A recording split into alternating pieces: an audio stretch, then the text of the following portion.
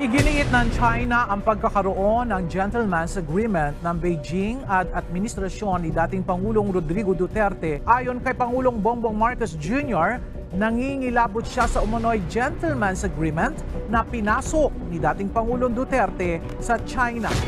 Totoo pa lang may usapan si dating President Rodrigo Duterte at Chinese President Xi Jinping tungkol sa West Philippine Sea. I am horrified by the idea that we have compromised. Do it and repair. I challenge them. At kaya pala ganoon na lang katindi ang pagnanais ng China na pigilin at bombahin ng water cannon ang Philippine Coast Guard papunta sa nangangalawang na BRP Sierra Madre sa Ayungin Shoal. Ano ang gentleman's agreement sa pagitan ni Xi Jinping ng China at dating Pangulo ng Pilipinas na si Rodrigo Duterte? At bakit nababahala si President Bongbong Marcos sa kasunduang nangyari sa ilalim ng Administrasyong Duterte? Yan ang ating aalamin.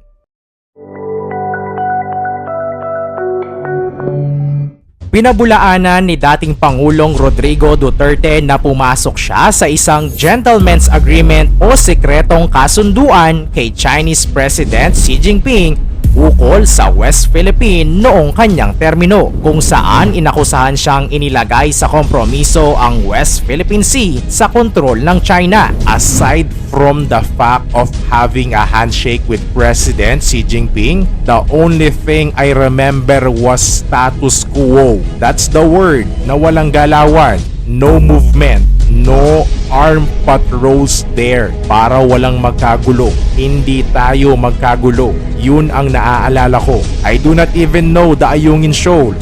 Sabi ni Duterte sa SMNI program nitong ika-11 ng Abril, araw ng Huwebes ng gabi. Sinabi nito kung may usapan man, tungkol lang daw ito sa pagpapanatili ng kapayapaan sa South China Sea. I assure you that if it was a gentleman's agreement, it would always have been an agreement that would keep the peace in the South China Sea.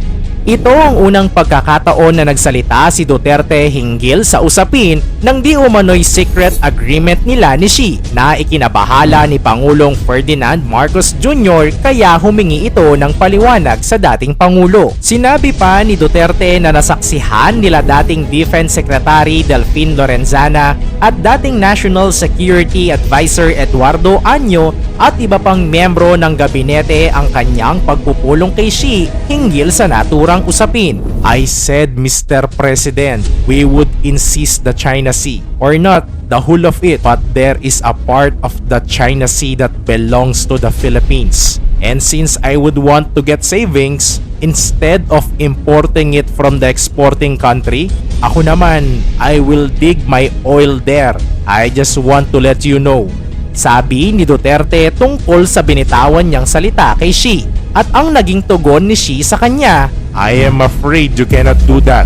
Sabi ko, why, Mr. President? I will get it from the portion of the Red China Sea that belongs to the Philippines.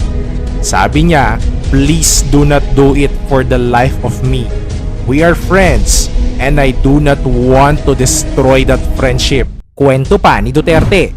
Giit ni Duterte maaaring tanungin ni Marcos si Año ukol sa detalye ng kanyang pulong dahil siya rin ang National Security Advisor ng kasalukuyang administrasyon. Hinamon ni Duterte si Marcos na kumpunihin ang BRP Sierra Madre na nakasadsad sa Ayungin Shoal. Kaya ito ang sabi ko kay Marcos, stop complaining and expounding on it.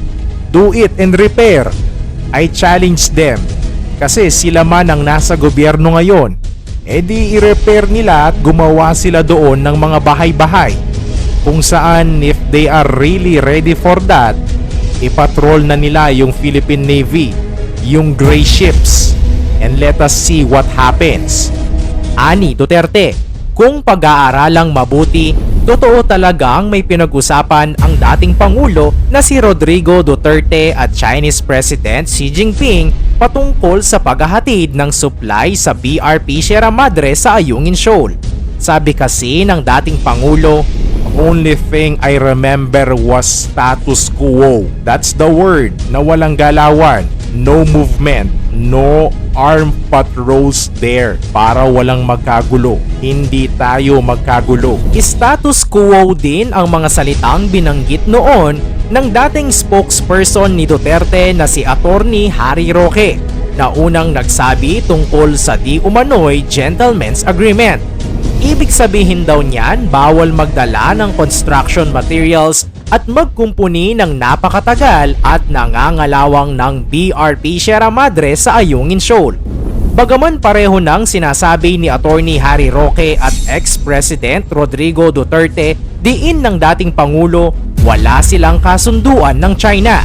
Ang meron lang ay bawal ang repair, so lumalabas na may kasunduan na dito. Nauna nang sinabi ni Pangulong Bongbong Marcos na horrified siya o natatakot sa kaganapan sa gentleman's agreement. I am horrified by the idea that we have compromised. Ang sagot naman ni Duterte, Do it and repair. I challenge them. kahit itinanggi na ni Duterte ang gentleman's agreement, ang China naman ay inamin ito na mayroong ganyang naging agreement ang Pilipinas at China sa ilalim ng Administrasyong Duterte. Pahayag tuloy ng dating Supreme Court Senior Associate Justice Antonio Carpio, sino ba talaga ang nagsasabi ng totoo? Ang China o si ex-President Duterte? Kalokohan din daw ang pahayag ni Duterte na pumayag ito sa umano'y status quo para lang hindi magkaroon ng digmaan. Estratehiya na daw ng China ang paninindak at pananakot at nagpadala naman ang dating Pangulo. At kung sakali na hindi na natin isinasaayos ang BRP Sierra Madre, mangangalawang ito at tuluyang masisira. Kapag nangyari yan, papasok na ang China sa Ayungin Shoal. Maliwanag na mayroon man o walang gentleman's agreement sa nakaraang administrasyon, nananatili na wala tayong pangako o kahit anumang kasunduan na alisin ang BRP Sierra Madre sa Ayungin Shoal dahil ang Ayungin Shoal ay parte pa rin ng ating EEZ o Exclusive Economic Zone ng Pilipinas. Hindi natin kailangan ng permit mula sa China sa mga resupply mission doon. At ang kabuuang sakop ng ating soberanya ay hindi lamang sa Pangulo ng bansa, kundi ito ay pag-aari ng buong sambayanang Pilipino. Ikaw, ano ang reaksyon mo sa naging hakbang na ito ng dating administrasyon sa West Philippine Sea? Mayroon bang dapat managot kaya ganito na lang katindi ang pambubuli ng China sa ating Philippine Coast Guard? I-komento mo naman ito sa ibaba. Paki-like ang ating video. I-share mo na rin sa iba. Salamat at God bless!